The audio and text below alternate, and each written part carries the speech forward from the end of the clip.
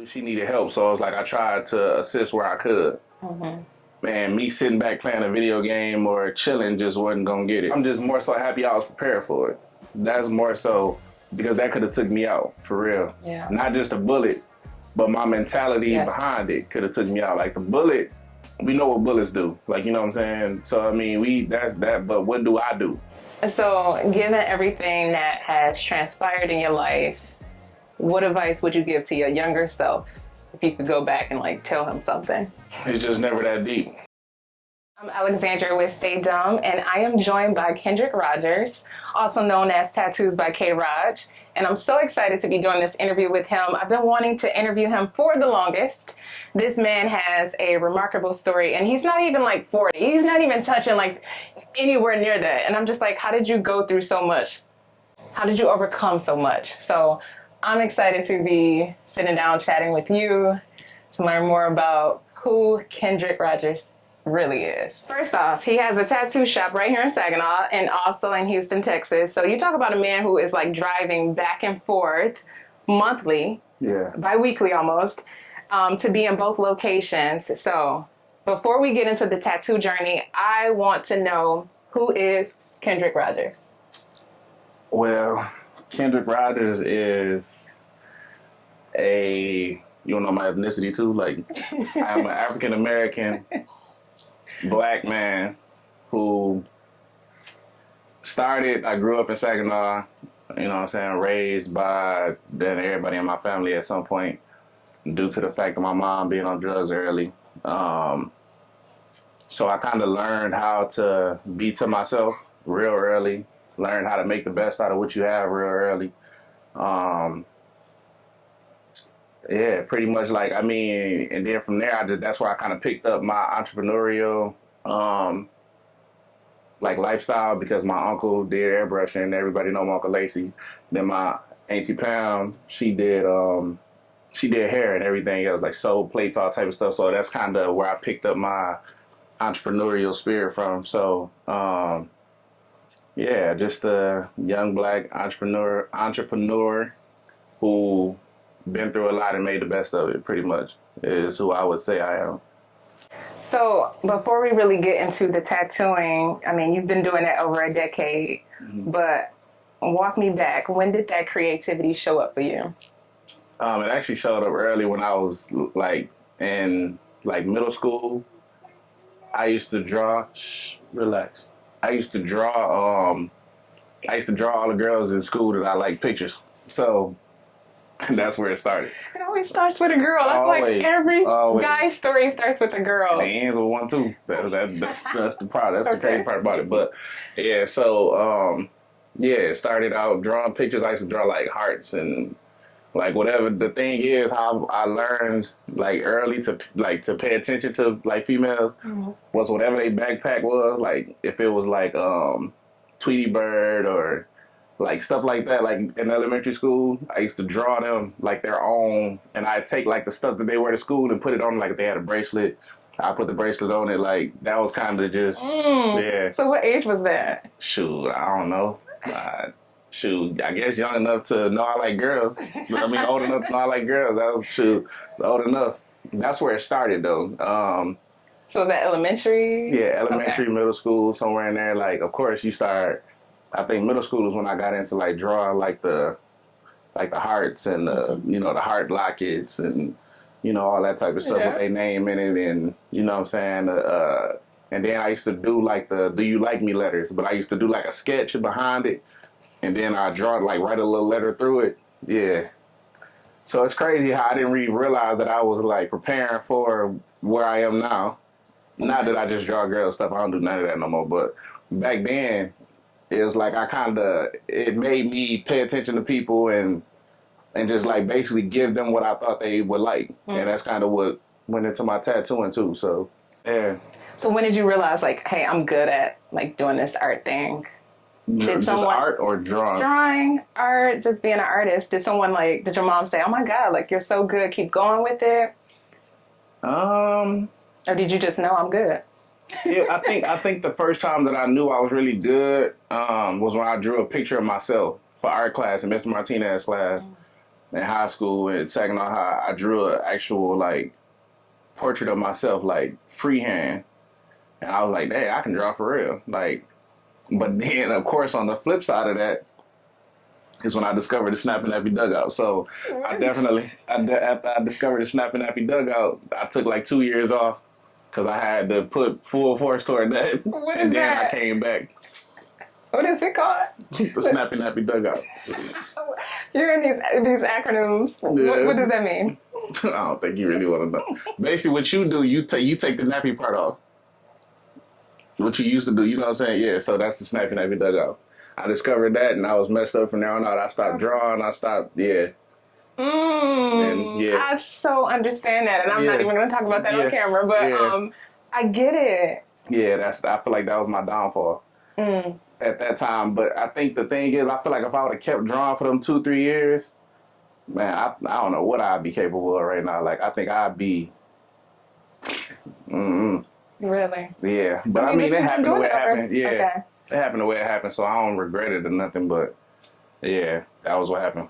So given the fact that you stepped away due to, you know, the girls, how did you come back? What made you come back? Adulthood. Like them 2 years that I took off, I think it was probably like, that was probably like the 9th, 10th grade, 9th through 9th, 10th, 11th probably, somewhere up in there. And then like 11th grade, I kind of had like this, I'm going to try to keep it as short as possible, but I kind of had like this awakening a little bit, like, because I was like like we was popular, like we had a whole little group or whatever, we was popular. And I decided to go to Louisiana to separate myself from that, like just to see who I am. So it was like a journey for myself. Like I didn't really tell nobody that's what it was, but in that moment I knew what it was. So I told my mama that somebody shot at me, and she like literally let me move to Louisiana. She let me move to Louisiana like the 5 days before school started for my senior year. Wow. And yeah, and that was, so then the crazy thing was when I went down there, yeah, I was like Will Smith at Bel Air. Like, it was crazy. You were Will Smith? Crazy. You were the Fresh Prince? Oh man, yes. I was the Fresh Prince of the countryest school I ever could have picked. But this was how I wanted to experience it though. So I had people that I met, like when I first got there, and of course I had to pick what school I wanted to go to. But I didn't want to choose it off of like the people. I literally put the schools down and I did like this. So Coming to America moment. Yeah, almost, yeah. And I literally just was like, dude, that's the one. And it landed, it was Green Oaks. And yeah. Wow. And I ended up in the middle of the country, like literally onto my hallways outside. Yeah, it was crazy. But it was a dope experience though, because it gave me a different perspective on life when I was around like country kids, for lack of a better way of putting it, versus city kids. Like city kids are all messed up. Like we don't value the real, what we supposed to value. Versus when I went down there, like you hear kids talking about, man, I can't wait to buy some land. I can't wait to buy cattle. I can't wait to get me a horse. I can't wait to, I'm just like, bro, like, and we all on Jordans, they want steel toe boots. Yeah. And like, what? Yeah, but yeah, so. Okay, so I have several questions. First off, did you really get shot at when you told your mom you got shot at? Or you just, No. Okay. No. So you just knew. I mean, that's a big decision to make in high school, to know I need to get out of here. And why Louisiana? Why not another state? Because my aunt lived in Louisiana. Okay. So, and I was like my favorite auntie, so I moved down there with her. Because she had already said something about it. But then when I kind of sat back and thought about it, that was my take on it. Was like, I want to separate myself. Relax. I want to separate myself from everything and just kind of start like, dude, like go somewhere where don't nobody know me and see if I'm really this cool. Like, yeah. Am I as cool as they say I am? Yeah, am I as cool as I really think I am? Like, and then I learned that I am. So. Okay. And that gave me a different confidence too coming back. Yeah. So how long were you in Louisiana? Ooh, I was there for that school year. Then I came back home.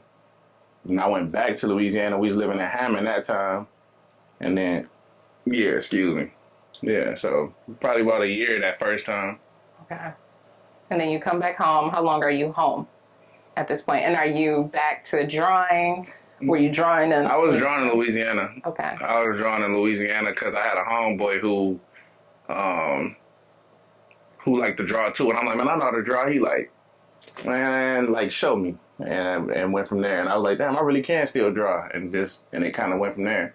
And then at like adult, like knowing that I was gonna be on my own after I graduated, I was like, dang, man, like, hey, you gotta figure it out. You trying to go work at McDonald's? What you gonna do? Like, and that was that.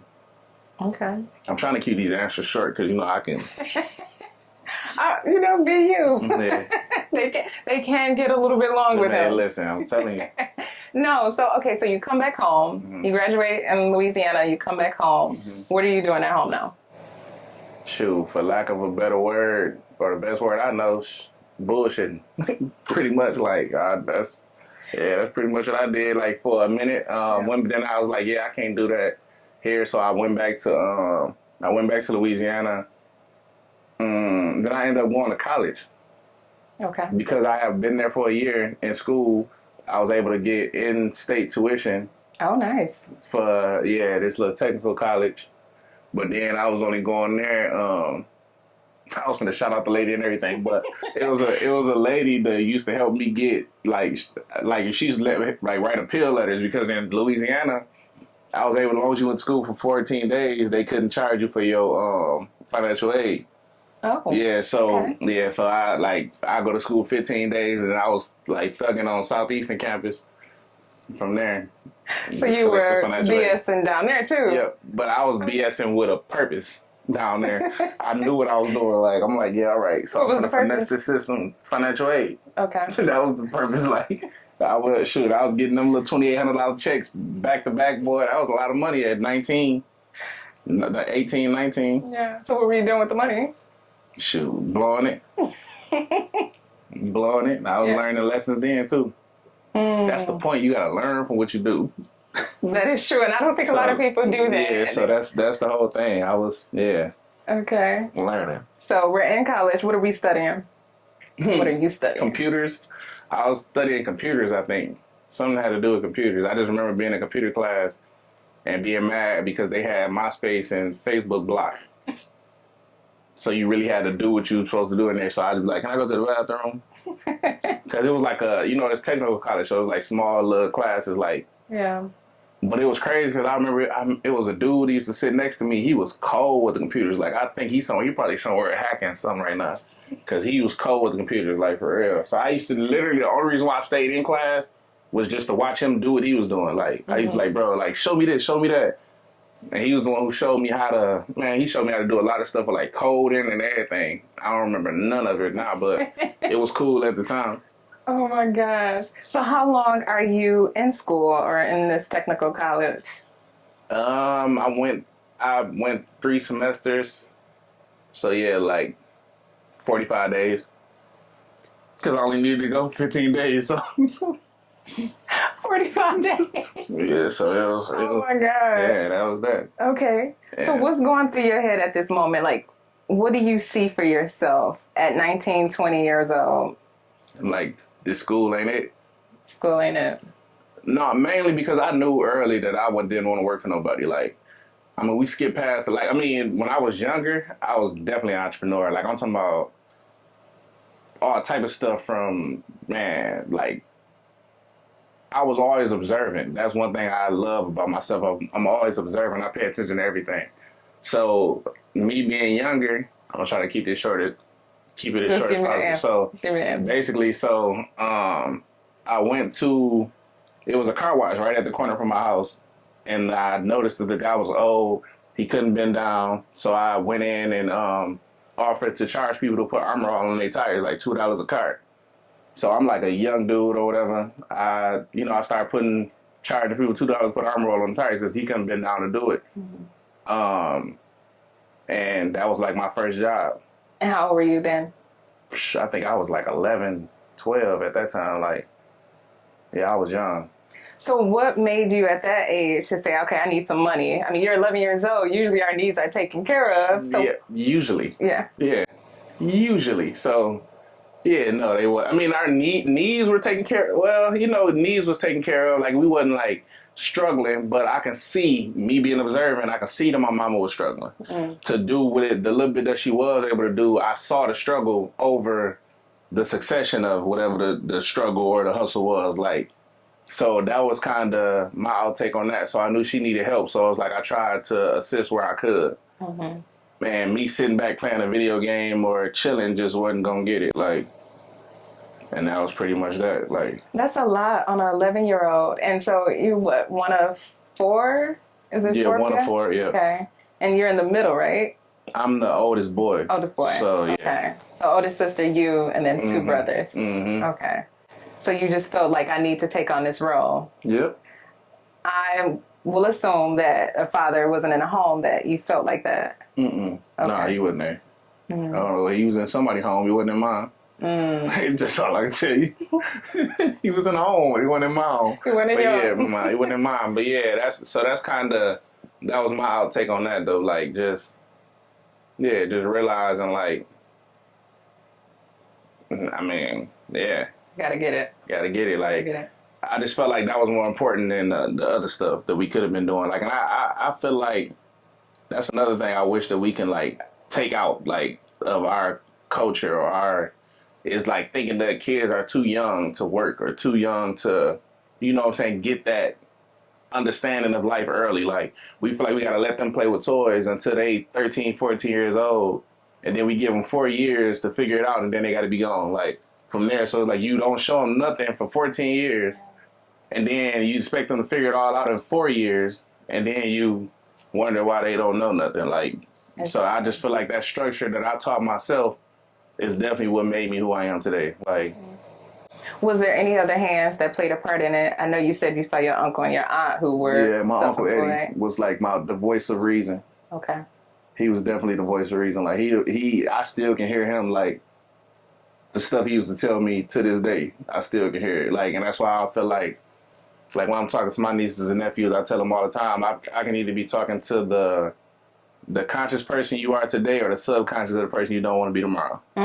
So it's like, and that's crazy because he never said that to me, and like, as I realized it, I'm like, dang, when I was going through everything, my subconscious was kicking back everything he was saying. Like, and I'm like, dog, like, if I would have listened, I would have avoided. Yeah. So, yeah. But I think we have to go through those moments in our lives. Yeah, we have to, but I still feel like that structure is what the fact that he told me is what gave me the instruction while it was going on. Because imagine I'm going through it and ain't nothing coming up. Like, you know what I'm saying? So, yeah. Do you think the structure kind of comes from that male side, like the male influence? Or do you think women also provides that structure too? I feel like kids see what they want to see. Okay. But that's why that structure early is important, because you kind of got to teach them what to look for.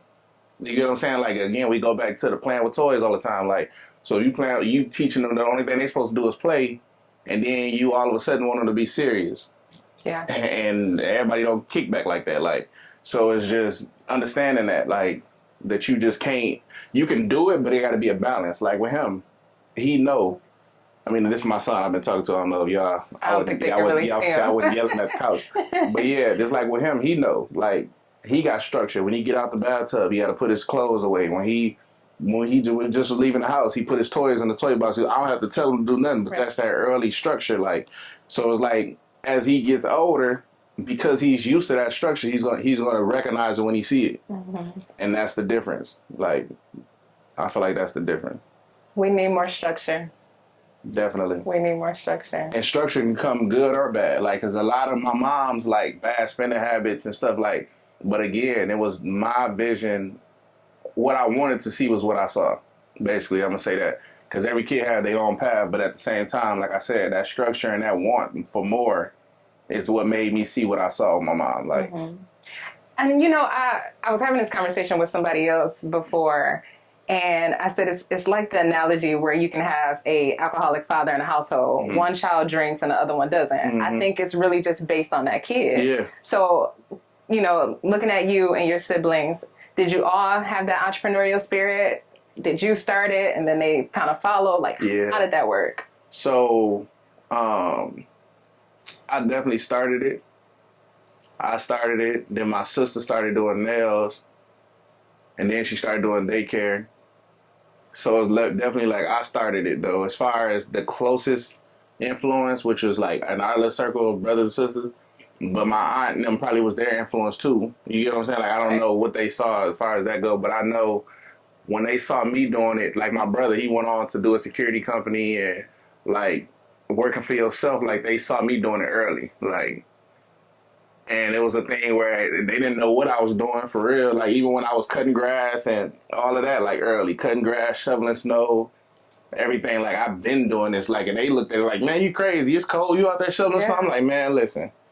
I don't know. I mean, at the time, I didn't know what it was going to turn into, but I didn't realize I was preparing myself for real life. Like I just saw it as me doing what I got to do. I don't know if that's. I mean, is that in every kid though? No. You know, No, it's not. But I feel like as a parent, it's your job to figure out if it's there. So it's like, and then that's why I feel like now, as the generations keep growing, it's like I feel like that disconnect of real life and fake life is like it's crazy. Like you got parents pretending that everything is cool and hiding.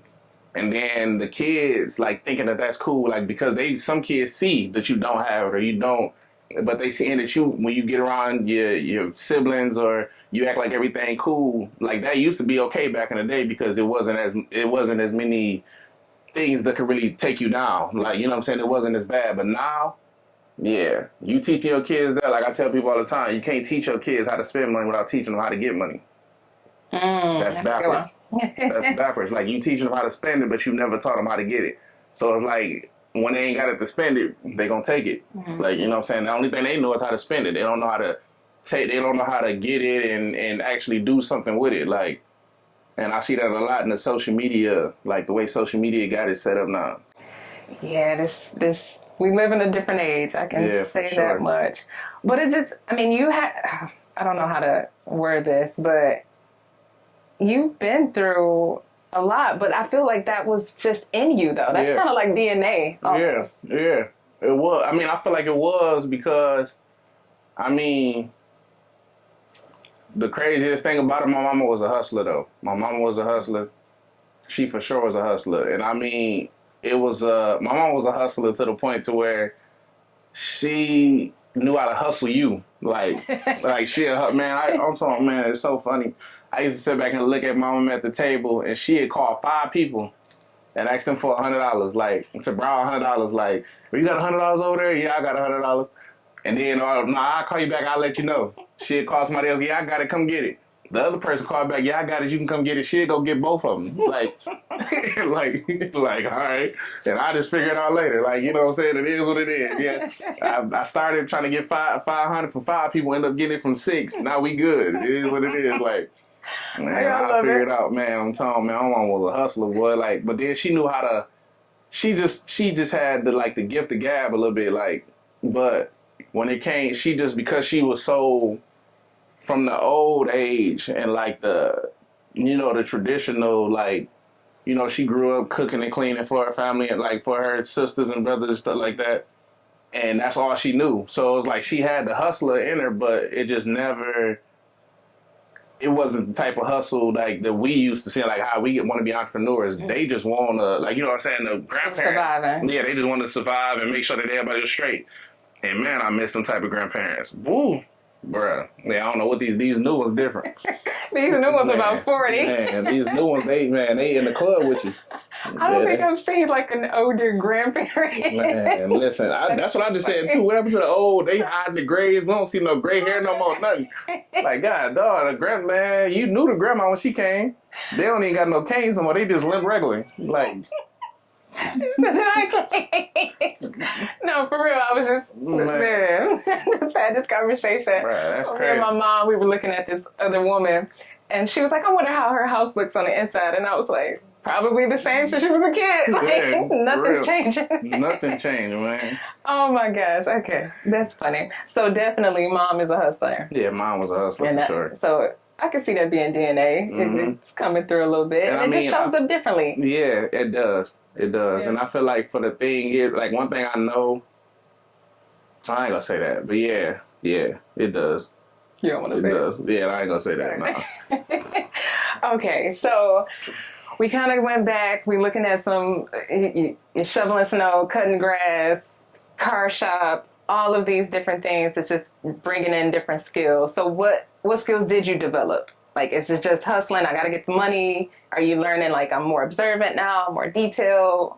I learned how to stack and flip early. That's what I'm saying. Like, I mean, because it was a thing. Like, I went from putting armor all on tires. Um, I put all that money. It was a song that was called Shoebox Money at the time. Like, and I remember stealing my sister's she had K Swiss boxes, them red boxes. So I used to steal her boxes all the time and fill them with money, like from the shop. Like I just wanted to see this box fill up. I don't care if it was ones, tens, 20. Yeah. I just wanted to fill this box up, and I duct tape the box. So, but I used to take that money and like all right. So I do armor all throughout the summer. When it started getting cold, I go buy a snowblower. Mm-hmm. I got a snowblower now. I can go shovel driveways. When it come back around, I can buy a lawnmower. So now I can do a lawnmower, like you know what I'm saying. Yeah. So Wow. it was a thing where I put the armor all on the tires, cut grass. After that, like yeah. So you knew how to survive in each season. Yeah. That's the good part too. Because a lot Yeah. of times I think with entrepreneurship, we may have this influx of like, oh, I have a lot of clients in the Yeah. summer and it dies out. But Yeah. you figured out how to. Yeah. I mean, hence when you look at everything that I'm doing, like that's literally what I did. Like even with my shops, like I was trying to prepare for all aspects. Like Mm-hmm. I really opened up a shop. Well, what it was supposed to be, I was supposed to have a shop to pay my car note, a shop to pay my like the rent and bills, and then my tattoo money was supposed to be the money that I used to invest in something else. Okay. That was my system early. That is awesome. So we're gonna go into your system, but you come back home after college, correct? Mm-hmm. What year is that? Whew, I don't know. That was like And why come back home? Like why? 2010, 2011, somewhere up in there. Mm-hmm. I came back home because I think it was one of them summers where my homeboy Caleb, which was my like roommate at the time, like I think he went home for the summer. He didn't stay in school for the summer, and I came home because I didn't go back and stay with my auntie. I don't know. I think she had moved away or something at that time. So I went back home just because I probably really didn't have nowhere else to go at the time.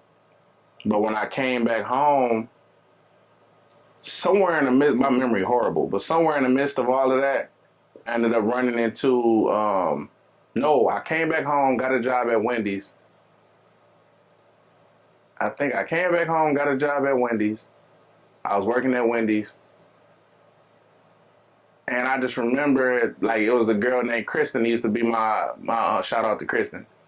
She cool in the mud. She just let me do anything I wanted to do. But yeah, it was I was working there with her, and she just let me do anything I wanted to do. Like, but it was still one of the things where I think that's how all my jobs was though, for real. Like I'm like, how do you get to do whatever you want? Man, I did anything I wanted to do. Like, and I'm telling you, it's one of them things. Like, that's one thing about myself though. Like, I feel like I've always had. That's what I think I get that from my mama. The energy that I have is like it get along with all energies. Like for real. Like, so it's like a thing where no matter where I go, I'm loved almost. Like it's like they once they get to know me, they be like, man, you cool in the mug, and then it just be like family. But the whole time I'm just trying to have my way. Like I'm just trying to be able to do what I want to do. So that's really just. So is this a little bit of manipulation? No, I never manipulated them. Nothing. No, it wasn't like a manipulation thing. It was just where they felt my energy. I guess like they felt like okay, yeah, he not really trying to work for real. Like,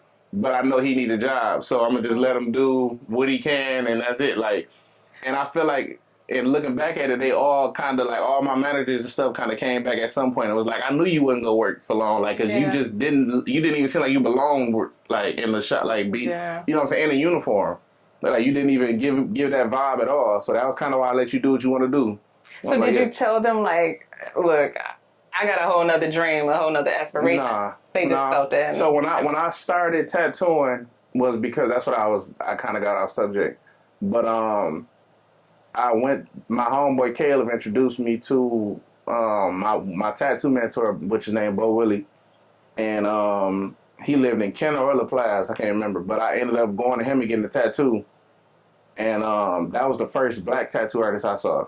Okay. Because I remember thinking about wanting a tattoo because I knew I didn't want to airbrush, but I remember thinking about tattooing, but I didn't see no black people who did it. So and that it was like, in Louisiana. Yeah, that was in Louisiana. So somewhere in the midst of all of that was going on, I ended up running into him, and yeah, from there, like I kind of once I seen him doing it, I was like, damn, I can do this.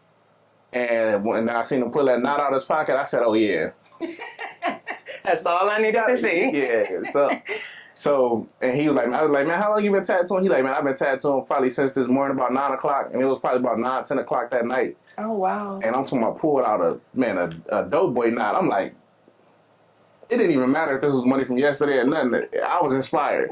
Like, you know what I'm saying? So I'm like, so once I seen that, so I'm like, I'm stuck on it at that point. I'm like, okay. So it studied sitting with me. I come back home, and I just remember I remember saying I wanted a tattoo, but I was working at Wendy's somewhere. I don't remember. I think I was working at Wendy's, but I remember I used to blow my money on shoes.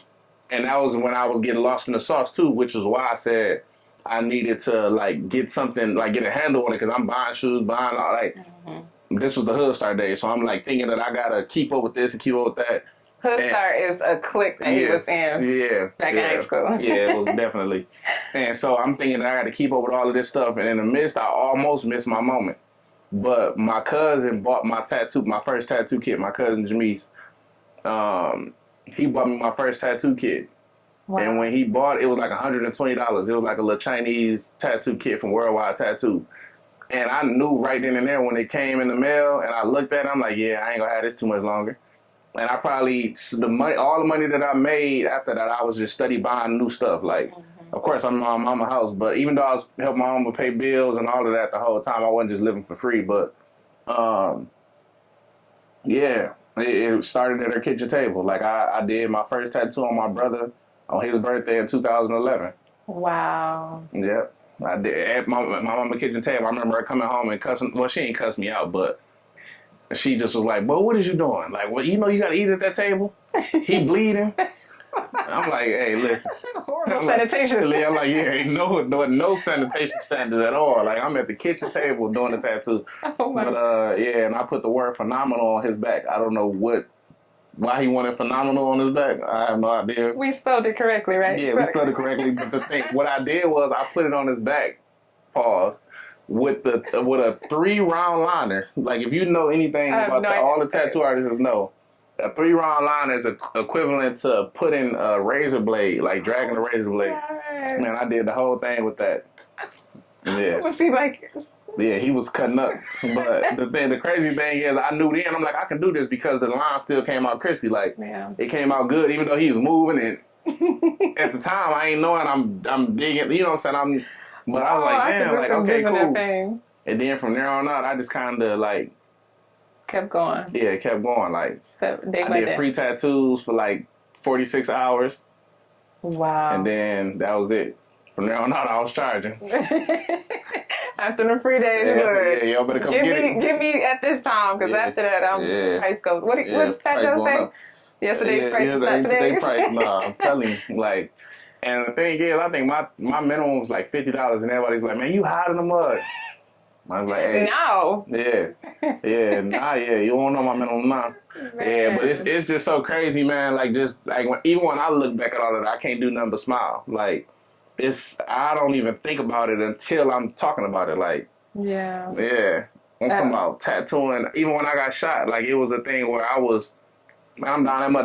Take me there, because that was a question. Yeah. So you back home, 2011. We start the tattooing. At what point does the shooting happen? The shooting happened in 2012. Okay. So I'm tattooing about a year. A little over a year. I was tattooing at the time, and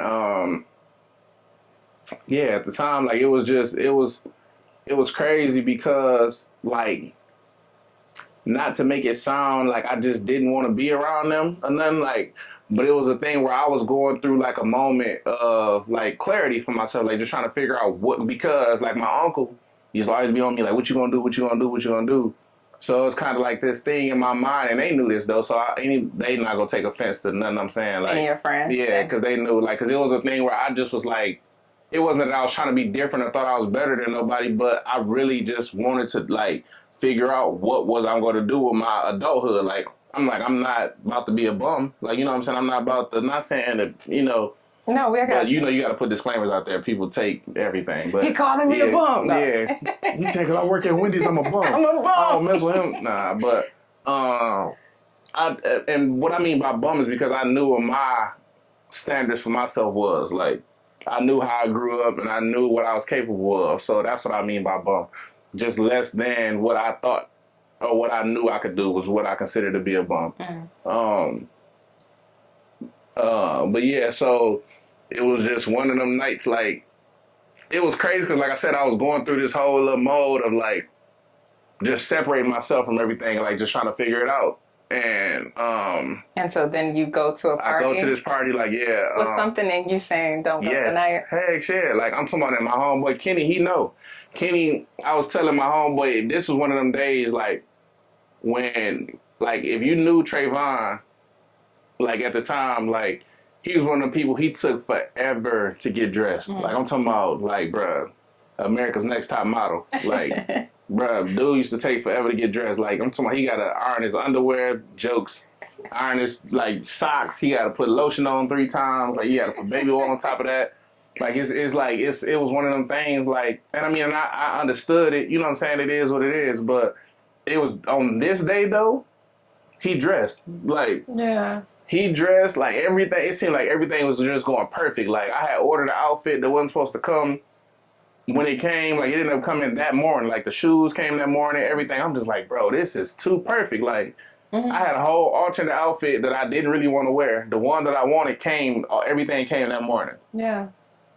So I get dressed. I'm like, all right, cool. Like, you know what I'm saying? Like, this is crazy. So going throughout the day, it's just a whole bunch of activities that I can't really remember that took place between me getting dressed but the one thing I do remember was I just kept telling my homeboy Kenny, like, man, bro, something don't feel right about today. Like, and I didn't even feel right. Like, usually we'd take pictures, we posting them and all of this stuff. I wasn't feeling it. Like, I was like, bro, something is not right about today. I kept saying it, like, and so we at Trayvon's apartment at the time, and they taking pictures. I'm just sitting in the corner, like, literally just looking at them. And I actually got a picture that I took of them, like, because I'm just like, this moment, like, it's just something about right here that just, and I just took the picture, and I just, like, you know what I'm saying? I just still just remember sitting there thinking, like, yeah, something ain't right. And so we get to the party, we pull up to the party, we were kind of early, I think. We get into the party. We hype, like, you know what I'm saying? Everything going good. Everybody together, like, you know what I'm saying? Everybody dressed on time. Like, we done made it to this mug on time. Like, yeah. So we there. We get in. The only people who ended up getting in the party was us and the bottle girls. The bottle girls and then the dude who shot me and his people. So for some reason, like, from what I remember, we taking the pictures and stuff. I still got the picture. We take the picture. And one of the girls come up to us and tell us, like, yeah, they changed the age requirement from 18 to 21 last minute. That's why nobody in here, everybody outside. So we like, what? I'm like, that's what it was. Like, I knew something stupid. I'm like, man, I'm literally saying, like, man, I knew today was just going too perfect, so I'm feeling good. And I'm like, that's what it was. Like, I'm thinking that, you know. So I let it go a little bit. And so as we walking out the party, they was to the right of, I think it was to the right or to the left. I think it was to the right.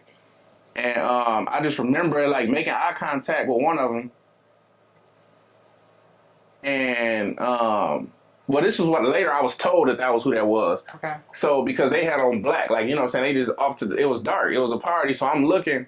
And later somebody told me, like, that was who was in the party. And I'm like, what? So when I look, and you know what I'm saying? And he kind of, like, said something to the other one. And I'm just like, what the hell? Like, something. But I'm like, man, at this point, like, I done figured out what's wrong. I'm good. So we walking out. We get out. As soon as I get into the parking lot, Amber from I don't know, I'm not gonna say from BV, but she live in BV. But she was like, "You don't ever take a picture with me," and that was like it was like I'm like, huh? So I took a picture with her. Still got that picture. Took a picture with her, and when I got done taking the picture with her, it was a girl that was like, she was like, "Look what they doing to your friend."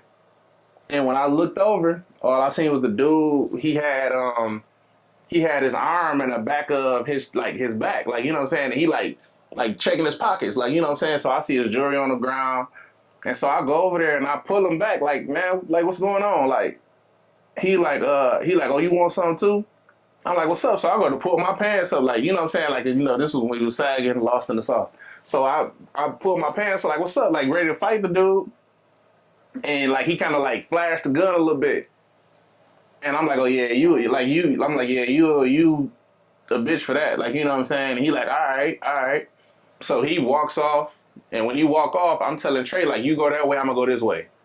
So you want to split up? Yeah, okay. Split up. Yeah, you know, we watch all the hood movies, split up. You know, yeah. Cuba told Trey to go. Yeah, you go. Yeah, I mean, Trey told Ricky to go. You know what I'm saying? And that way. Yeah. You know what happened to Ricky? Yeah, right. That's what I'm saying. So, well, Ricky told him that he was gonna go the other way. But yeah, that's a whole nother story.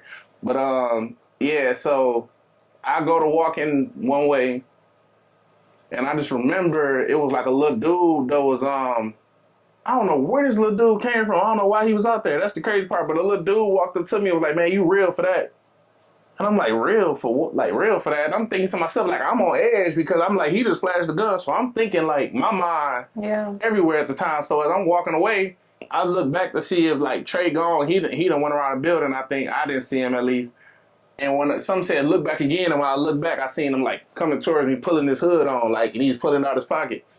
So in them 6 seconds, I told myself, I'm like, you can either run, and he gonna feel like he gotta shoot more than one time, or you can just walk and let him, you know, do what he gotta do. You know what I'm saying? I know he ain't trying to kill me. I ain't did nothing to him for him to kill me, but he just want to prove himself or feel. You know what I'm saying? He just want to do something. So I'm like, I just made the decision not to run.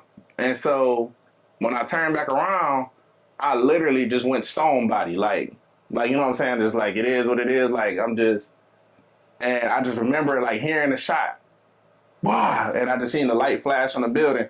And when I looked down, I seen the bullet like hit the ground in front of me, like ping, like it skipped the ground in front of me. And so I'm thinking like, man, this nigga can't even shoot. I'm thinking he done missed.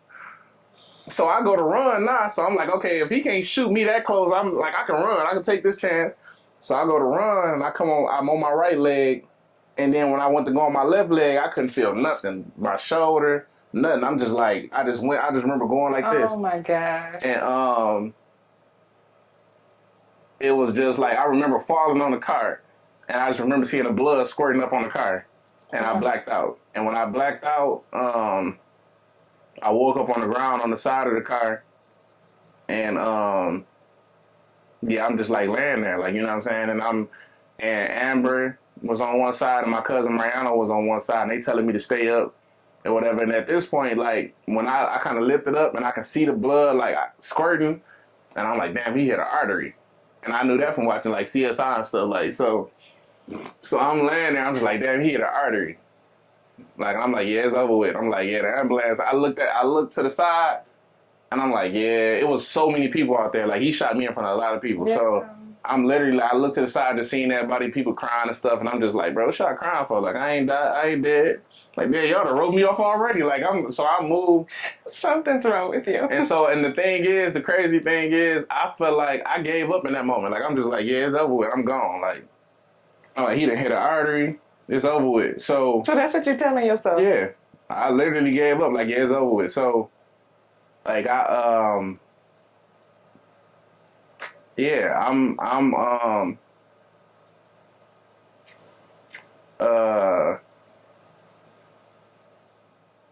yeah, like, it was crazy. But so I blacked out again. I remember blacking out again.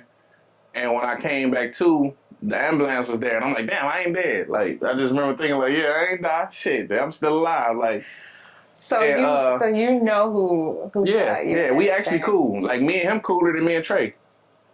You were That's cool. Wow. yeah, that's the crazy thing. Like, and then the thing is like, so this was the funnier part about it. So I'm just silly. Like, it don't matter what's going on. I've learned this about myself. I just is what it is. I'm laying on the ground. Then they're about to die. The ambulance get there, and I hear them cutting my pants. Like, Yeah. that's all I hear. And so, and I literally told the ambulance, I lifted up and said, "Hey man, don't cut my belt," and laid back. What is wrong? You were in shock. You were in shock. I had on a Louis belt, so I'm like, "Don't cut my belt, bro. I hear you cutting my pants, but don't cut my belt." So so I just remember feeling them like lifting me up to take the belt off. And so when we in the ambulance, like after they put the thing on my face and everything, I hear the dude, my mama crying on one side, on one of these sides, and I hear the dude tell my mama, "Here's his belt." Apparently, he didn't want me to cut it. And then I blacked out after that. I don't know if they put me to sleep.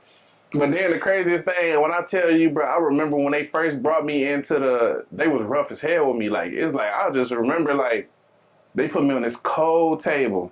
And I'm cussing them out at this point because I'm like, they done wrapped it up. So I'm like, just able to talk and just be up now. So I'm like, man, bro, give me some pain pills or something. Like, this shit hurt. And they like, we can't give you any pain pills. And I'm like, man, this table cold as fuck. Like, I just remember telling them that, like, because I felt like they was handling me rough. So now I'm talking to them crazy. Like, man, that table was ice cold. Like, I'm talking about, yeah, like this was the ice that Rick James was talking about. But yeah, it was different. But I mean, that's pretty traumatic. And what age were you at this point? Because that's 2012. I was 19, 20. You're 20? Okay. Yeah, somewhere up in there. 19. I think it was 19. So was it a major vein or artery? Yeah, he hit my femoral artery. Okay. It exploded, actually. Like, they took my femoral artery out of this leg and put it on a machine that stretched over like 10 hours, like slowly. But if it would have ripped, I would have lost both of my legs.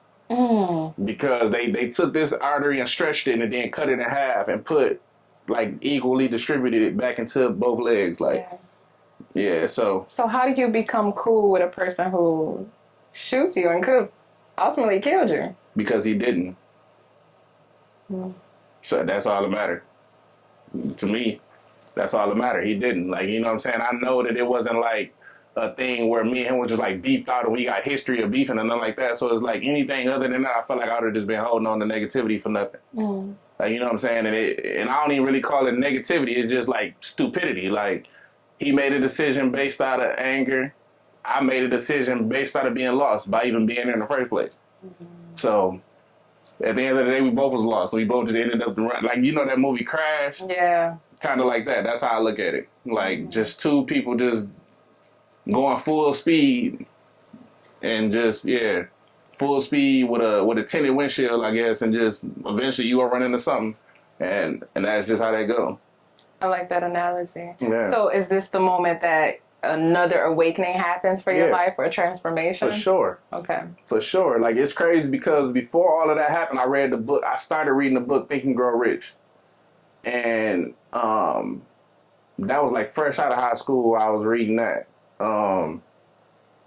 One of my substitute teachers or somebody gave it to me. I can't remember. But it wasn't even like it was a book that he had as a personal book. And I just liked the title, Think and Grow Rich. Right. And he let me have it. And I didn't even like really read it. I just was like skimming through it. And a lot of the stuff that I like learned from that book is what I kind of used after I got shot, because it talked about a lot of that. Like, even like after I got shot, like I wasn't like mad at him. I was mad at myself. And I felt like that's why I had to get in check. Like, cause I couldn't be being mad at anybody else or taking it out on anybody else. That go in any case. Like, even if it's your mama, anything, like holding that energy, bro, like it does nothing for you because you can't change the person. Yeah. Man, I just feel like as a man, my reaction is more important than my action at times. That's awesome. And I mean, to have that at 20 years old, you don't hear a lot of people talk from that type of mindset. no. I mean, you hear 40-year-olds who still holding grudges from 20 years ago, you know? So the fact that you were able to have that revelation, I commend you. Yeah. I mean, it was a thing where, like, just growing up how I grew up, though, like, my mama was a lover. My mama was a lover. Like, my mama, she was petty. I definitely got her petty side, like, for sure. She was petty, but she, at the end of the day, she was empathic, like, kind of how I am. Like, I got that from her. Like, she didn't like for nobody to be mad at her. She didn't like for, you know what I'm saying, you to think she was mad at you. Like, that's just what it was. It was like your emotions is more important, not really than my emotions, but it was a thing where I'm more in tune because I know that I can control my own, but I don't want to feel like I'm controlling yours, like, or I'm doing something to yours, like, and that's like with me. I even have like, because of the stuff I went through with my mom early, like detachment, like issues, like I ain't gonna say issues, but I have like dealings with the like attachment issues and stuff like that. And I ain't saying like I just be out here just getting attached to people. I'm just saying as far as like, getting attached to people, really, like, you know what I'm saying, like it's one of them things where I'm too understanding. I'm so understanding to the point to where it's hard for me to allow myself to get attached to stuff, like, because I know the realist side of it, like, you get what I'm saying, like, you just never really know, so it's kind of hard. Yeah, it's crazy. It's crazy. That's a lot. Yeah. That's a lot at 20. Yeah, I mean, to go through. Yeah, it was. I mean, it wasn't a lot. The crazy thing about it is, I don't feel like it was a lot. I'm just more so happy I was prepared for it. That's more so because that could have took me out, for real. Yeah. Not just a bullet, but my mentality behind it could have took me out. Like the bullet, we know what bullets do. Like, you know what I'm saying? So, I mean, that's that, but what do I do? Like, you know what I'm saying? So that was more important to me. And it's a thing where I had the people who knew me close knew that this is how I was thinking because this was stuff I was saying. Like, so I'm not making this up. Anybody who knew me at that time close to me, this is how I've been talking the whole time. Like, and I stood on that. Like, yeah. So 2012, that happens. And what happens now? Where are you at in your tattoo journey? Are you back at it? Yeah, I'm still working. Okay. Yeah, I was tattooing. It wasn't even supposed to be. What? I was supposed to be on bed rest. But I don't know how to sit still either. Like, that's the thing. I don't even know how to, like, I don't know how to just not do nothing. So, in the time when I was down, I feel like that was the part that was getting to me more than actually being down. Was the fact that I had to be down. Like, and I ain't used to nobody telling me what to do. So, with them telling me that I had to stay in the bed, I'm like, man, I don't know who y'all talking to. So how long was you supposed to be on bed rest? I don't know. I can't remember. Care, huh? It didn't even matter. Like, I didn't even think about it no further than them telling me. And the thing is, what's so crazy about all of it was it was a journey that I don't even remember. Because I was so outside of it. Like, it was a journey it was something that I was going through, but I wasn't letting it go through me. Like, I wasn't letting it get to me. So it was like a thing where I'm like, all right, it is what it is. Like, all right, I still got to do this. I still got to do that. Life goes on. Yeah, life goes on. Like, I can't allow this to kind of get to me. And I think for that, it takes for somebody to bring up something for me to even remember what I did back then. But I know I got a picture of me doing a tattoo on my leg because they told me I had to have my leg elevated above my heart. So I literally got one leg. I got my leg all the way up and I'm tattooing like this. Like, yeah, it was crazy. I'm in the basement with my foot up on the table on a pillow, and I got a girl sitting right here in front of me, and I'm tattooing. By any means necessary. Hey, I was gonna lay in that bed though. It was over with for that. Even when I was in the hospital though, I didn't lay in the bed. Like, anybody who came to see me in the hospital, they like, bro, how did you get a lazy boy chair in the hospital? And I told them take all the beds out. They gave me a lazy boy chair. And I literally sat in the lazy boy chair because I didn't want to feel like I was in the hospital. So I'm like, this bed blowing me. Like, I don't like how I feel. Like, I don't want to feel like I'm sick or I'm going through something. Yeah. So I literally had them bring in a lazy boy chair, and I slept in a lazy boy chair. I don't think they make people like that. No. You know, that's an in you type of thing. It really is. That's an in you. Okay, so back up to speed. You are out of bed rest. You are up and moving. At what point do you decide to open up the shop? Because you were in your mom's home. Yeah. So, I think at that point it was more of a safety hazard. Okay. I mean, I wasn't like worried about like the what you think I would be worried about after that. It was just more so just everybody seeing where I live. You know what I'm saying? Like, and everybody at that point, everybody knew. But I mean, or could ask somebody. But it was just like for me, I just had to separate the two. Yeah. And I just ended up trying to shop for the first time. Yeah, and that was the first shop I opened up was on Michigan. What year is this? And that was 2017, 16 or 17. Okay. I think it was 16. Okay. And it was a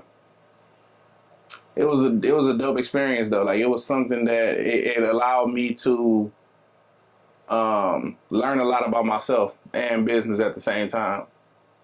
Mm-hmm. Yeah, it was dope. And how long were you in that space? I was there for a year. Why? Probably about a year. Yeah, I was there for about a year. Okay. I mean, due to things that was going on that was out of my control, I just had to find a new spot. But the crazy thing is in the midst of everything that was going on, I ended up moving out. And when I moved out, the shop that I'm in now, I literally left out of that shop, walked around the corner, and ran into a guy named Gino coming out of this building. And he was painting. He was in here, he was doing something, I don't know what he was doing, but he had paint all over him, so I just assumed he was painting. And I was telling, he was like, and I just said, hey, how you doing? And we ended up talking, I can't remember the full conversation, but we ended up talking, and I was telling him that I was looking for a space in this area because I like the old town area. And he was like, man, I got a spot upstairs if you want to check it out. And the rest was history. Like this, I ended up getting this spot. Wow, so that's 2017 and 2017, yep. And I opened this shop 2017, I think it was April 30th, I think. Yeah. Yep, 2017. Wow. Quite the journey. 2017 and now you're here. Yeah. And then now you have the space in Houston. Mm-hmm. So just in this time period, what did you learn about yourself? I mean, it's no easy feat to go and get your own shop. Yeah, Like no, it's not. I mean, it's easy to do it. It's not easy to keep it. Mm. You can do it. Like, Yeah. you know what I'm saying? It's easy to do it. Keeping it is the hard part. Like, that's why I tell everybody, that's my main thing that when I mentor, like, younger kids, like, dudes who doing stuff, and I be telling them all the time, like, the journey is the fun part. Enjoy it and learn as much as you can because that's what you're going to need. Like, how you handle the journey is what's going to, like, that's what's going to dictate how long the journey, like, the part, once you get there, how long that part lasts, how long you can stay there. Because once you get there, everything else is work. So it ain't fun no more. So enjoy yourself as much as you can in the journey because everything else from there is work. So do you feel like it's fun still for you? I feel like the actual tattooing is fun. Okay. But when it comes to, like, the interactions with the clients sometime or not even the clients, these be people who just, like, you know, just the people. Like, you know what I'm saying? It's not always, like, cool. For lack of a better word. So I mean that part, and then like Uncle Sam, and you know, all of the people is the irritating part. Like, so yeah, the people, not the client, not the client. Okay. You know, the people would just say we the people. Yeah, we the people. people. Yeah, them people. Yeah, the business side of it is not so fun, but the interactions and tattooing, you still find enjoyment. Yeah, I'm literally trying to find somebody to run all of that because I feel like it kind of hinders my creativity a little bit. Like, when I'm dealing with having to do both. Yeah, it does. And so it's like, it's just like personal and business. Like, it's so hard to maintain both. How have you been able to do it thus far? Shit, just letting it happen. Like, it's one of them things, man. Like, it's hard. It's hard. It's hard, man. It don't get easier because more requires more. So it's like, the better you get at it, the more you require, like the more you acquire, the more like it requires, like, and then, but then on the other side, the more you got, the more everybody feel like they need. So it's like, Is this, when you say the more that people feel like they need, is this family, friends, everything. Like, it's just like you always looked at as the opportunity, rather good or bad. It's just you looked at it, you gotta understand that.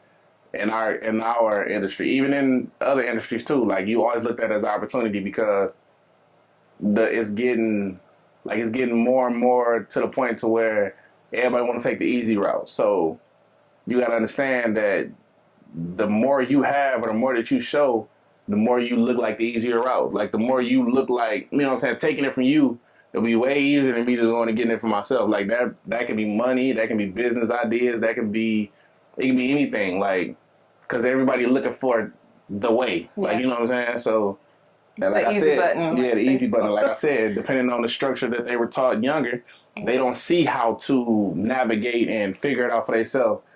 They just used to either taking it from somebody or somebody giving it to them. So, you know what I'm saying? That's the difference. Like me, I didn't have nothing given to me. Like, nothing was given to me. Like, and if it, like, yeah, nothing was given. I literally went and got everything I wanted. And even when it came down to anybody in my family will tell you, I've never been the one who asked people for nothing. Like I've always been the one, like I just get it. Yeah. Like if I want it, because I always felt like if I want it that bad, I'll figure out how to get it. I heard somebody say everything is figure outable. Yeah. And I truly think that too. Everything is. I think so. Yeah. Everything is. Like, I mean, that's yeah. Everything is. Depending on, yeah. Like, and that's the thing, like, Les Brown said, like he said, dang, what was as soon as I said his name. I love every quote from Les Brown. I love him. He was talking about, he said, oh man, my mind went blank, but it's the one where he basically saying, it was the one where he was talking about the story with his mom and our house, the house getting took because he didn't check for the lien, like check to see if it had liens and all of that. But yeah, I can't remember. If it come back to me, I love Les Brown. Yeah. So you say it's hard, and it doesn't sound like you have a team right now, or do you? Is that something that you're trying to develop? Yeah, it is. But that realist side of me just keep kicking because it's hard to find people who genuinely want you to succeed. Like now, it ain't the same. Like because of the social media era, everybody want to be the man. So you know what I'm saying? It's hard to be the man amongst men, if that makes sense. Like that's the top and bottom line. It's really just removing the ego, I feel like. Yeah, but that's the thing. It's social media promotes ego. So it's like it ain't, I gotta have something to post. Like I gotta be able to say that I did this and say that I did that. Nobody wants to be the one that's helping somebody else succeed. Like, and if they do, we see it all the time. Like you got the people who are selfless that you can run into, but they scarce. And then you got the ones who appear to be like they help you, but at the same time, it just don't go the way you think it's gonna go. Like, so it's kind of hard for me. Like I said, I'm not that blind yet to be able to be like, oh yeah, I believe you got my best interest at heart. I don't want you to be blind. I mean, you gotta have some blindness. You gotta have some blindness. You have to, because you got to. It's like blind faith almost. Like you have to, because you trust in this person with your livelihood. Yeah. Who you don't know, and the only thing you have is that them saying that they help you. Yeah. So it's like, it's a lot of faith in that. Yeah. So that's true. But I always look at it like whatever happens was supposed to happen, and I'm gonna learn anyway. It's like a blessing always at the end of it. It's just a rough part. That patch that you got to go through if something does go wrong. Yeah, that's the thing too. Man. I done been through it. Yeah. I done been through it. And the thing is, I wear it well because it's so much that I don't even talk about, like, that I've been through. But it's like, it's made me stronger. Yeah, it's definitely made me stronger for sure. But yeah, I done been through it. I know we've been talking for quite some time, but I do want to get to this part because you do, like I said, you've overcame a lot just as a black man, as a father of two who's traveling back and forth between homes because you have a family down in that area as well. But take me back to, 2021, where we are in pandemic mode. And what's happening for you in this moment? Family. With family, just what's happening to me with family? 2021. Yeah. Oh, my mom and my sister, yeah. I'm thinking, man, my mom, when you say that, it's everywhere. But yeah, I mean, it was probably the most trying time of my life.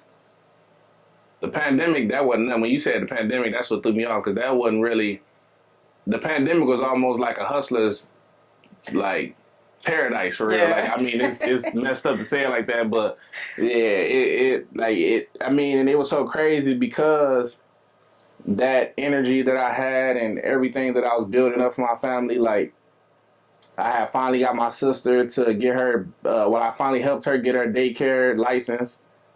Like, she had been avoiding that for so long. Like, finally got her daycare license, finally got her, like, redid her whole living rooms, like, helped her get everything up to code. And, and it was crazy. I'm gonna go back to the beginning of 2021. So the beginning of 2021, that New Year's was probably the weirdest New Year's ever. Like, and I can start it there. That was probably the weirdest New Year's ever. It felt like the New Year's Eve, I went to sleep early. Like, I didn't even stay up for the ball drop, nothing. I didn't care because I felt like, and I literally said this though. I said, I'm gonna go to sleep for 2020. I'm gonna go to sleep for 2021 because I know this is gonna be a long year. I need to get my rest. And I went to sleep early. I think I probably went to sleep like 8 o'clock. I woke up at like 4 or 5 in the morning. What made you say that? Because I just felt it. Yeah. I felt something like my intuition is on another level. Like, it's weird. Like, yeah, I felt it. There was so much stuff going on, like, that I've kind of blocked out now, to the point where if I tried to go back into it, I'd probably end up rambling about some more other stuff. Yeah. But it was just a lot going on. But I just remember, like, saying, I'm going to sleep. Like, I got to get prepared for this. And it was wild because, like, my mom and my sister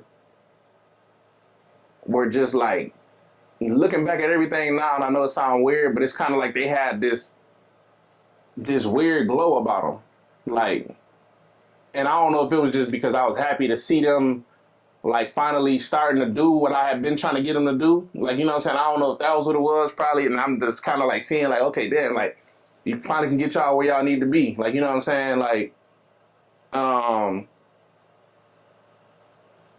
yeah, so it went from there to, like, and then even on top of that, my sister took every holiday serious that year. And some weird way you think they knew? All of them. I don't know what it was. All of them. St. Patrick's Day, everything. She took every holiday serious. Like, my sister did like a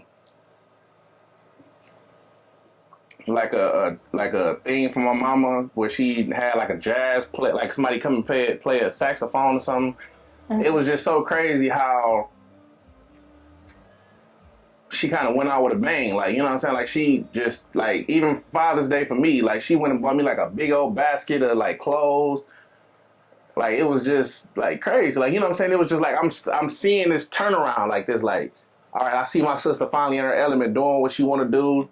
She getting where she want to go, like, and it just made me want to help her even more. Like, I just remember going over there and just sitting. I used to go and just sit with my sister. Like, that was my getaway. Like, I'm to my phone on silent. I go over there and just sit with her and laugh with her, play, like, mess with her. Like, I used to hug on her. Most of the pictures that you see me with my sister, it was me hugging and kissing on her, like, all the time. And she's like, boy, get off me. And I'd be all on there, give me a kiss. And she was like, boy, get off me, like, quit playing. And I'm like, I ain't playing. And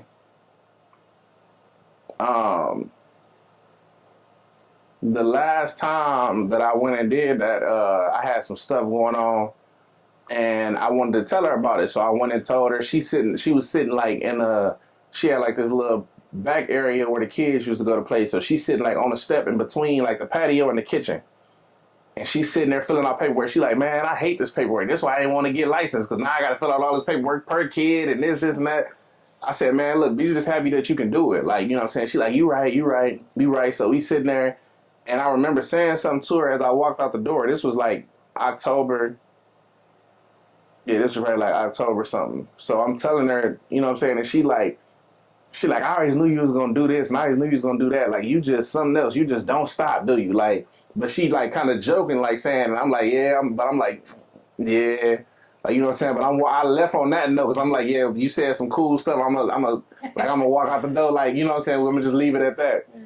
And I just remember getting in the car, and I called her and I told her I love her, like, and she like, why did you say that? Like, where'd that come from? And I just like, man, I forgot to say it when I was walking out the door. And she like, all right, well, love you too, and hung up, like, because it was so weird how we used to act toward each other. But so October come, you know, the end of October, I think that was right before my son's birthday. He was turning 1. And she like, make sure he come over here. He better come over here. Her and my mom are fighting. You come over here first. And they live right around the corner from each other. But she like, come over here first. So I took him to my mom's house. And that's where we sung Happy Birthday, and, you know, and, sung Happy Birthday, all of that stuff. And I took him to my sister's house. And, you know, she had something for him, and he just like, it was crazy. Just like looking back at it now, and it's kind of getting emotional just thinking about it, because it's like I'm starting to relive the moment. Like, I didn't say this before, but I'm like actually picturing it now. Like, and like I said, that's October 29th. And then fast forward to like November 9th, 10th, my sister, she was about to get a triple bypass surgery or something like that, but they told her she had to lose so many pounds in order to start it. So she go to the Y, and she at the Y, and it was a lady that was coughing like uncontrollably next to her, like, and so she telling me, because we used to talk all the time, so she called me, she telling me, yeah, I went and worked out. I'm like, man, what? I'm like, hey, no, you went and worked out? She like, yeah, they telling me I gotta work out. I'm like, yeah, I said, and you actually worked out, or you just went to the gym and was like on your phone? She like, no, I was on the treadmill and everything, boy. She like, but this lady kept on coughing next to me, like, and then she ended up just leaving. So after that conversation, like 2 days later, that was like probably like the 9th, 10th, somewhere up in there. And it's kind of like from memory, my memory horrible. But somewhere up in there, she ended up telling me, like, I think it was like that Monday, that following Monday, somewhere up in there. And she was like, she felt sick. You know what I'm saying? And she like, I bet you it was that lady coughing at the Y. I bet you it was. She was like, because the way she was coughing, she was acting like she was about to die or something. And I'm just like, yeah, probably. Still not thinking nothing of it. Like, you know what I'm saying? It wasn't really. Yeah. And like, I kind of lose the dates in between here and the actual day she died. But it was like, she got sick. She felt like she just felt like she was just real sick. So she told my mama. My mama went and stayed the night with her. Your mama went and stayed the night with her. And I remember the whole family just being on my mama, like, why would you go over there? And she like, that's my child. Like, if my child's sick, I'm going over there. I don't care. I don't care if she got something. She made a joke. Like, I don't care if she got such and such. So we like, yeah, all right, bro. So, yeah, she just like, I mean, it was crazy. My mom wanted to stay the night over there with her. Mom ended up getting sick too. My mama went kind of like like to the point where she wasn't responsive a little bit. That Wednesday or Thursday, we sent her to the hospital. They put her on a ventilator. Do they know what this is at this point? Is it We COVID? found out it was the Omicron variant, but you know, this was before they knew what it was. So it was like the Omicron variant or whatever. And so with the Omicron variant, like what it do, it give you COVID, but it leaves pneumonia. So both of my mom and my sister were both overweight or whatever. So, and they didn't like work out or nothing, which is why I work out so much now. They wasn't working out or nothing. So it was like a thing where their lungs had never really been under that much stress for real. and this is my own personal, like, I feel like this is what it was, or this is what I've told myself to make it make sense. Um, and so the pneumonia attacked their lungs. My sister uh, felt like she was about to die. Actually told me that she felt like she was about to die. And she said, so I said, man, just go to the hospital. She like, no, I ain't going to the hospital. You think I'm gonna die by myself? Like, cause she had been watching the news and they were saying, you know, they don't let nobody come in there with you. So she like, if I'm gonna die, I'm gonna die. I ain't gonna die by myself in no hospital. And so I'm like, man, whatever. Like, all right, bro. Like, I'm still not thinking she about to die though. When they got her all type of vitamins. Yeah, when they got her all type of vitamins and, you know, called myself trying to get her everything she could to try to like help fight it or whatever. And she stayed home. That was like Saturday. Friday, I had somebody take her some stuff. Like, you know, like she was telling me that it was like some crazy stuff. But so basically Saturday overnight, I talked to her early Saturday. I talked to my nephew early Saturday because I took something over there. But when I went over there, I think he said she was asleep. So I'm like, all right, have her call me when she get up. She never called me when she got up. But she did get up. And so later on that night, that next morning, I'm in the bed and I literally wake up. I go from sleep to wide awake. Like I'm talking about wide awake. It was almost like she woke me up on her way out or something. Like, I get up and I'm looking for my phone and my phone was under my son. And when I get the phone from under him, it's ringing and it's my sister calling me. It's my sister's phone calling me. So when the phone ringing, I'm looking at it or whatever, like, you know what I'm saying? And I'm just kind of scared to answer it. So I answer it and it's my nephew. And my nephew, like they don't never hold the phone in their face. He got it up like this. So I couldn't tell who it was. Yeah. Only I see is a head, like the top of the head. So I'm like, hello? He like, yeah, uncle, what I'm supposed to do? My mama's just stopped breathing. And I said, what? They would, what? He like, yeah, we touched her stomach. We put our hand under her nose. Ain't nothing coming out. And her stomach not moving. I'm like, what? So I'm literally like just sitting there stuck, like couldn't even move. Like I'm standing on the side of the bed with the phone, just like just stuck. Yeah. So it go from that to I literally wrapped my son up in the blanket. He had on clothes, I think, just like sleeping clothes. I wrapped him up in the blanket.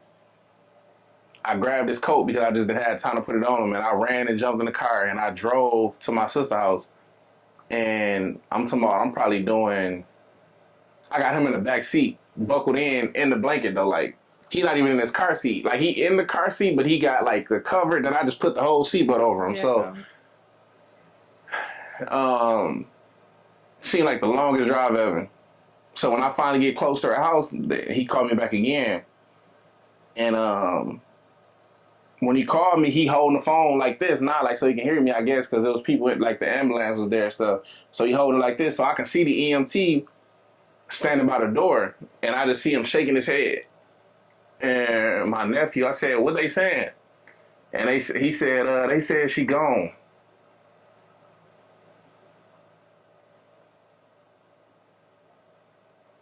I just remember like being at the light right before their house, like right before our house. And I'm literally like right there at the corner before our house, and I'm just literally just sitting there, and I'm just like, what? Like, I didn't know how to feel. I didn't know. I couldn't even cry. Like, I just was stuck. Like I'm just taking it in. Like, hold on. Like, what? I just couldn't believe it. Like, man, I'm talking about, man, I would have never thought that I would. I mean, of course, my sister older than me, so she's supposed to go before me or whatever, but I never saw that coming. Never saw that coming. So I finally get to the house. I'm sitting in front of the house, and I'm like literally just sitting in front of the house. Like at this point, the ambulance there. And of course, I'm knowing COVID is in the house. Like, you know what I'm saying? Like, I don't want to go in the house because I don't want to get COVID. Like, you know what I'm saying? So I'm sitting in the car the whole time. Me and my son sitting in the car. Everybody go to pulling up. Everybody pulling up at this point, like, and I don't want to talk to nobody.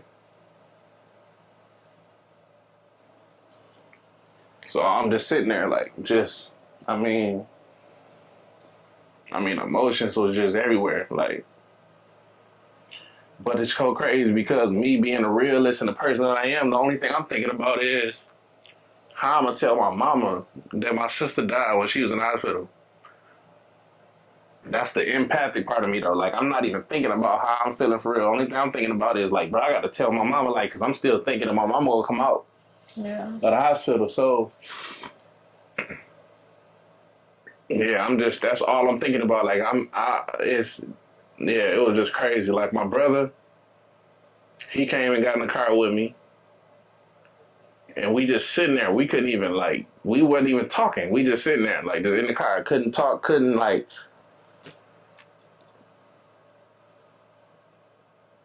Yeah, it was probably some of the craziest stuff I ever experienced in my life. Like, crazy. And then from there, so from that, now we dealing with trying to figure out what's going on with my mama. In the midst of losing my sister, I'm trying to think of, like, you know what I'm saying? Like, all right, you know, she on the ventilator, she haven't woke up yet. Like, but then you thinking, like, crazy part, do you even want her to wake up? Like, do you, like, who want to tell, like, you know what I'm saying? Even if she do wake up, like, at what point do we go in there and be like, hey, you know your daughter died? Like, or, you know what I'm saying? Like, how, like, I think that was the conversation to distract, like, the thought of that is what distracted me from everything else. Mm-hmm. Like, that was probably I said, bro, my mama will have a heart attack right there, like right then and there. Like, my mom and my sister hung like boogers and snot. Like, they would not survive without the other one. Like, I knew that. That's why I said it's kind of crazy that they both died the way they died, because I don't feel like it could have happened no other way. What was the time period between both of them passing? I said they both passed the same day. Mm. I've said this. I said my mama would have, if we would have let both of them stay home, I think they would have passed probably about the same time or a day before. I think my mama would have probably went a day before my sister, because my mama never woke up after she went to the hospital. So I feel like she died there. Like, the only thing that was keeping the machine was the only thing that was keeping her up. So it's like, I say that they both died around the same time, but on paper, my sister died the 14th of November. My mama died the 20th of December. Wow. Yeah, so. Wow.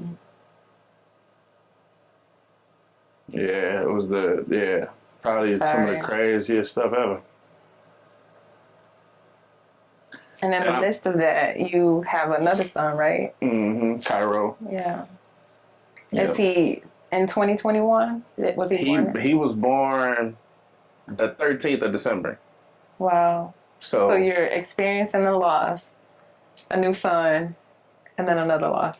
Yep. Wow. Yep. And I mean, it was probably like, that was the craziest, like, that whole experience, all of that was just crazy, because it's like,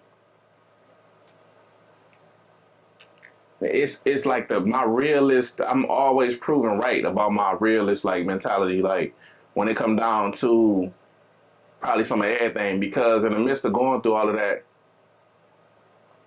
there was no understanding that I was going through stuff. Like, you know what I'm saying? It was like a thing where I just need you to be what I need you to be. Like, you know what I'm saying? I get all of that, cool, I get it, understood, sympathize, cool, but I still need this, or I still need that. Like, what are you saying in that? I'm saying, like, just from in the midst people? of, like, from other people. Okay. It was like one of them things where, all right, I understand you going through something, but I still need you to be what I need you to be. Like, you know what I'm saying? It's just crazy. Like, but that's what kind of stopped me from having kids. Like, not saying or did made me not want to have kids, and I'm not saying that anything I went through was like I understand it all in its full entirety. I understand it all, but it was just like one of them things. Like that feeling that I was getting in that moment was the like I was like, man, that's why because I knew my emotional attachment to my kid. Like I knew what it would be, and I knew the leverage or the control that somebody could have over me in that moment. Like you know what I'm saying? Like I knew I wouldn't be. You got me. Like you got me. Like I'm not. Yeah, it was crazy. Like, but yeah, man. I mean, like I said, it was all a learning experience. It definitely made me better. It made me better.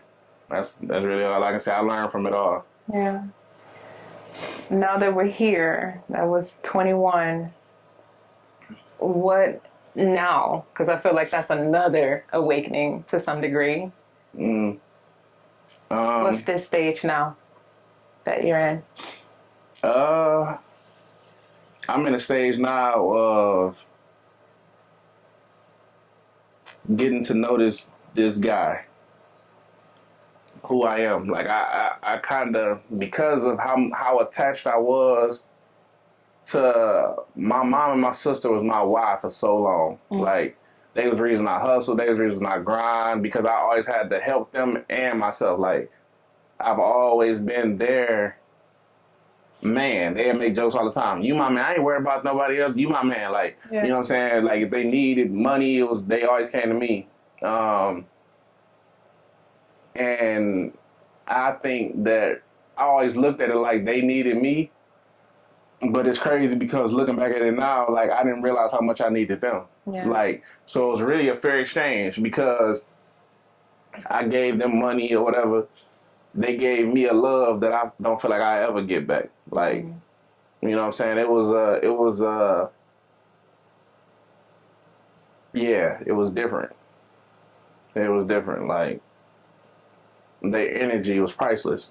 Like, so it was and then just the faith that they had in me, like just knowing that you got somebody rooting for you all the time. Like, it was a dope feeling. Like I used a lot of that energy for free. Yeah.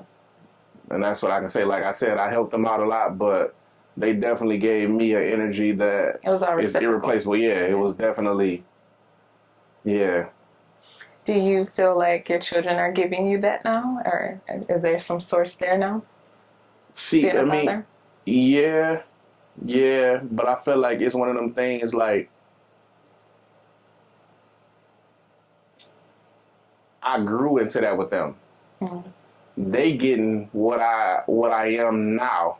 Like, you know what I'm saying? It's different. Like, it's a big difference. They're like what I'm getting from them is just that responsibility that I feel like every man should have. Like that why, that that reason to get up and do it. That reason to take care of, make sure that this is taken care of.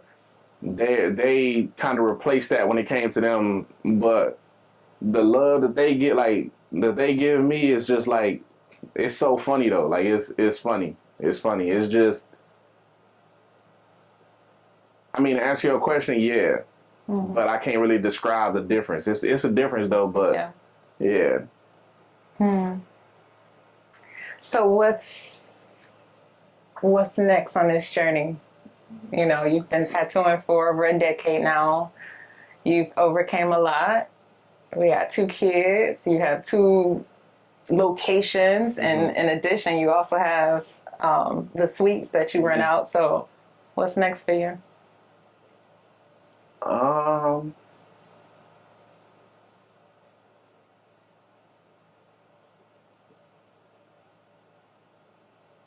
don't know. I don't think I done thought that far yet. I don't think I've thought that far. I've still been securing like making sure that I have things in place to where if something was to go wrong, stuff like that. But for the most part, I'm really just trying to get to know myself again. Like I'm trying to get to know who this. I'm not trying to make myself my old self, but I'm really trying to get to know this new person because I'm definitely not the same person no more. I'm not that person. Like, so it's like I feel like I got to use this time that I have of freedom to get to know him. So, given everything that has transpired in your life, what advice would you give to your younger self if you could go back and like tell him something? It's just never that deep, and you just can't. I mean, you can't have. There's no such thing as just having a summer. Like, you gotta, like, fall and winter gotta come. But the spring come after that. Like, and it goes like that every time. Like, so it's like, you just gotta realize that even if fall and winter are your favorite months, you still gotta deal with spring and summer. You know what I'm saying? So it's like it's not gonna stay the way you want it to be, basically, all the time. Like, and then I mean, just to touch on that, it was I don't know who interview it was, but it was a dude, and he was talking about life's ups and downs. And he was like, when you look at a heart reading, they go up and down. And he was like, the only time that something stays the same is when it's dead. Yeah, and I was like, that damn. one. Yeah. I said, yeah, that one hit. That one hit for real. Like, that's deep. He was saying, he was asking his therapist, like, why can't it just, like, be right in the middle? Yeah. And then it was like, yeah, you flatline if it's in the middle. Yeah, if it's in the middle, it's flatlining. So you got to take the ups with the downs and understand that's a part of living. Mm-hmm. Yeah. What you were saying about the seasons reminded me of Jim Rohn. I think that's that's what. Yeah. Yep, okay. I think I sent you that video before. Yeah. Talking about, enjoy it when it's summer, and make sure you got your crops and harvest your crops. So yeah, that was really good. What is a book that maybe transformed your life? I know you said Think and Grow Rich, but is there another book that you can think of? Many. I know you read a lot. For the good people out there. I would say I feel like every man should read The Way of the Superior Man. What about women? Should we read it too? Because I read it. Yeah, women too, for sure. Hell yeah. I mean, it's definitely, I say every man because it gives you perspective. Mm-hmm. They give you a different perspective that every man not just coming with. Like,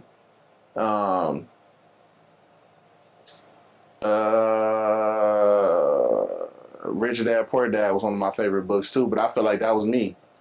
Mm-hmm. That was me, but that's why I felt like I kind of like loved that book so much, because that kind of reminded me, him and his friend. Yeah. That's how I was as a kid, but I was by myself. But you had an imaginary friend. Yeah, I definitely did, for real. No, I really did. But The Celestine Prophecies was a good one. The Alchemist. The Alchemist is good. Oh yeah. Well, he gave us a few, so make sure you pick up those copies. And then men too. I feel like men who've been through a lot, I definitely think you should read Cry Like a Man. Mm. Cry Like a Man is a very good book. Cry Like a Man. Man, it's so many. So many. It's one more. Hold on. One more. I know this a good one. It's a good one. Yes, it really is. Yeah. I definitely read The Alchemist and The Way of the Superior Man. I did read those books. The Laws of Human Nature. Okay. And Mastery was a good one too. I had that one. Yeah. 7 Spiritual Laws of Success. If you're an entrepreneur, The Richest Man in Babylon is a good one. I love it. And As a Man Thinketh.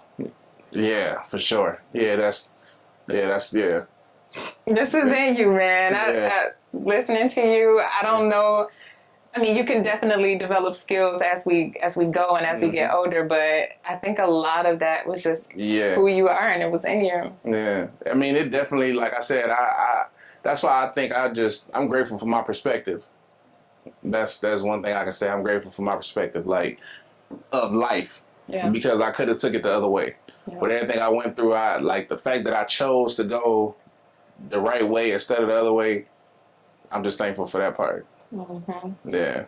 I think life is all about perspective. And choices. Yeah. Definitely choices. Choices and decisions. Mm-hmm. Sacrifices and decisions, that's what they say. So, thank you. Is there any, do you want to let them know how they can find you? How to hit you up if they want a tattoo? Yeah. I mean, my Instagram is tattoos by K Raj. Underscores on both sides of the K, and then you have my website is tattoosbykraj.com. I think my TikTok is like tattoos by K Raj. Pretty much just tattoos by K Raj. Like, I'm not a big social media person, so the best way to get in touch with me would be to just call me. And Hit 'em up. yeah, and that's my numbers are in my bio on my Instagram. So yeah. Oh, well, thank you so much for this interview and your time. I know you're a busy man, but thank you for allowing me this space with you. I appreciate you. Thank you. I appreciate you. Thank you. Until next time, say less, listen more.